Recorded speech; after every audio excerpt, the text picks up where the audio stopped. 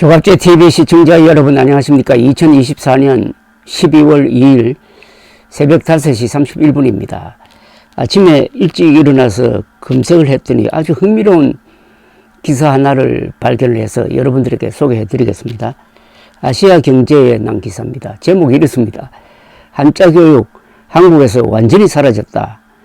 하버드 언어학 박사 한글 컬트의 일침. 한글 컬트란 말이 재밌습니다. 한글 컬트는 한글을 우상 숭배한다는 그런 의미죠.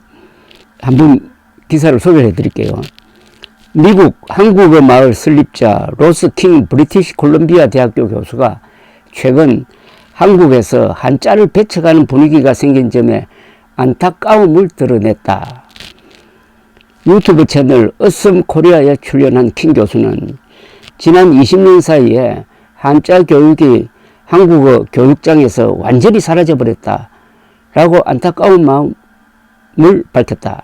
킹 교수는 한국의 가장 눈에 띄는 점이 무엇이냐 하면 언어민족주의가 굉장히 강한 나라인데 그 언어민족주의가 사실 언어민족주의가 아니라 문자민족주의라면서 한글에 대한 숭배, 한글 컬트가 있다고 볼 수 있다.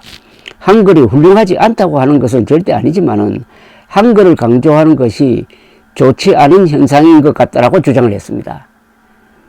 특히 킹 교수는 한국에서 한자를 적대시하는 경향이 나타났다고 보고 있다.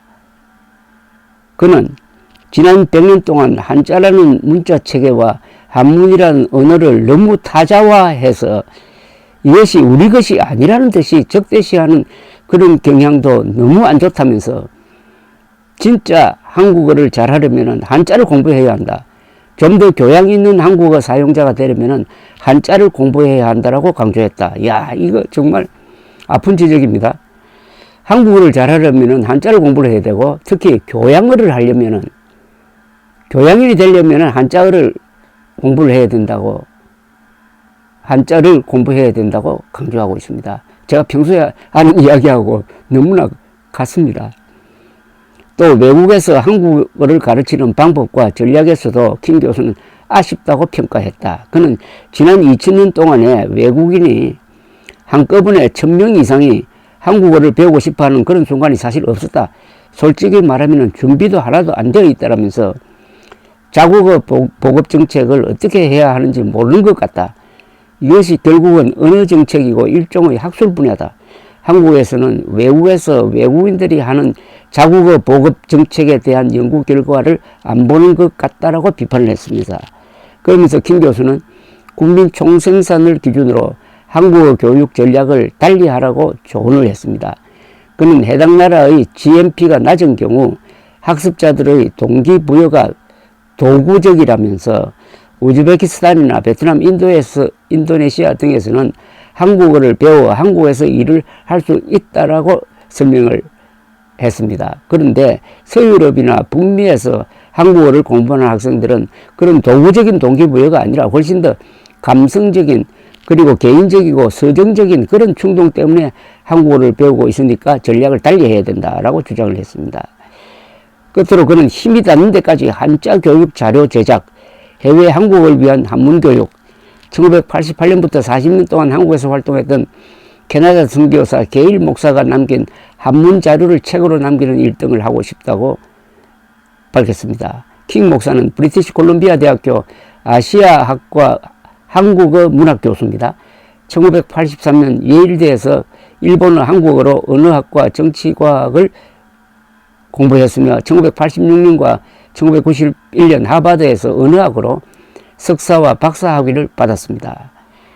1999년 미국 미네소타주의 한국어 마을 숲속의 호수를 설립한 이후 2014년까지 15년간 촌장으로 일하면서 한국어와 한글의 역사 연구, 한국 문화의 교육과 보급과 관련해 활발한 활동을 펼치기도 했다고 합니다. 이런 분이 걱정을 합니다. 한국 사람들 한글이 좋다는 그 생각이 너무 과도해가지고 컬트, 우상숭배의 경지에 이르렀고 이러다 보니까 한자를 적대시한다. 그러면은 한국어가 제대로 안 된다. 교양어가 안 된다. 한국어의 수준이 떨어진다. 한자어가 70%고 한글로 표현할 수 있는 단어가 30%. 이 나라에서 한자로 표기해야 정확하게 의미가 전달이 되는 70%의 한자어를 한글로 표기하면은 이게 암호가 되어버립니다. 언어가 암호가 되면 그건 언어가 아니죠. 또는 소리가 되어버립니다. 실사구시는 한자로 써야 정확한 의미가 전달이 됩니다. 가수분에도 한자로 써야 정확하게 전달이 됩니다. 이 개념어는 거의 전부 다가 한자어입니다. 개념어를 암호화해버리면은 교육이 안 됩니다. 지금 학교에서 그런 일이 벌어지고 있습니다. 학교에서 특히 이공계에서 대부분의 교육은 개념의 설명에 너무 많은 시간을 보낸다는 겁니다. 상원이라고 질문을 하면은 고등학생들 대부분이 고원이라고 대답을 합니다. 그 상자는 일상상자인데 그러면 어떤 유제품을 상원에서 보관하라 했는데 이걸 고원에서 보관하라고 생각해가지고 그렇게 하면은 상하잖아요. 그걸 먹으면 사람이 다치잖아요. 그러니까 한글 컬트 이제 그만두고 문자 민족주의 이게 좋은 게 아닙니다. 세계에서 가장 우수한 문자가 한글이라고 100번 외쳐봤자 통하지 않습니다. 세계에서 가장 우수한 문자는 어느 나라 사람들이 가장 많이 쓰느냐가 제일 중요한 것 아닙니까? 그러면 영어 그리고 한자죠.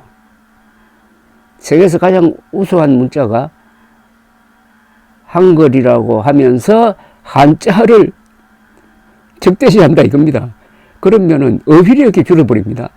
한국 사람들이 가지고 있는 어휘의 70%를 암호로 만들어 버리는데 이 70%가 아주 고급 단어입니다. 이걸 암호로 만들어 버리면은 우선 지적 능력이 떨어져 버립니다. 어휘력이 떨어지면은 사람의 지적 능력도 같이 떨어지고 지적 능력은 분간하는 능력입니다. 분별 능력입니다. 참과 거짓 그리고 선과 악 적과 동지를 구분하는 것이 분별력인데 어휘력이 떨어지면 그 분별력이 망가져 버립니다. 일종의 치매화죠. 여기에 대해서 한국어를 사랑하는 한국어를 외국에서 가르치는 이 외국 학자의 충고가 너무나 가슴에 와닿습니다. 몇 달 전에 유인촌 문화부 장관은 지금 광화문 현판이 한자로 되어 있습니다. 복원하면서 옛날 목조 건물로 복원하면서 광화문이라고 한자로 그 간판을 달았습니다. 너무나 당연하죠. 광화문 빛광자에다가 화학할 때 그 화자 문 세상을 환하게 만든다는 그런 뜻입니다. 참 의미가 있습니다. 그걸 한글로 바꾸자고 지금 주장을 하고 있습니다. 한글로 광화문이라고 하면 뜻이 없어지잖아요. 그 이유가 그 앞에 세종대왕 동상이 있으니까 세종대왕 동상 뒤에 한자를 써놓으면 결례가 된다는 이런 말도 아닌 주장을 문화부 장관이 하고 있습니다. 아주 비문화적인 주장을 하는데 이것이 바로 한글 컬트입니다. 이게 바로 문자 민족주의고 이게 컬트, 한글 우상숭배입니다. 그러면서 한자를 적대시하는 거 딱 유인촌 장관 보고 하는 이야기입니다. 감사합니다.